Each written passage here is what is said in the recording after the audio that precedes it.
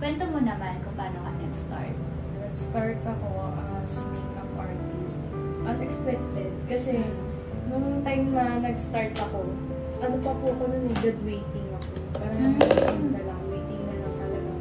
Kasi parang naramdaman ko yung hirap. Kasi yung nawala po yung papa namin. 1 year na lang nag-graduate kami.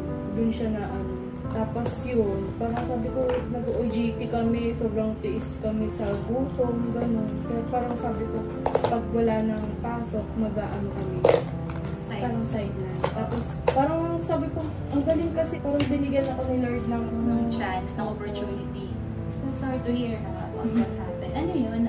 Anong year? Ayan sa father ko po. Oo, kasi hindi yung parang nag-start ka, di ba? Maghanap ng team. Ano po, nawala kasi siya nung 3rd year college na kami. Tapos nung pagdating ng 4th year, parang kumbaga magbabakasyon po. Nung nag-OJT kami, talagang papasok kami ng office, wala kaming dalang money.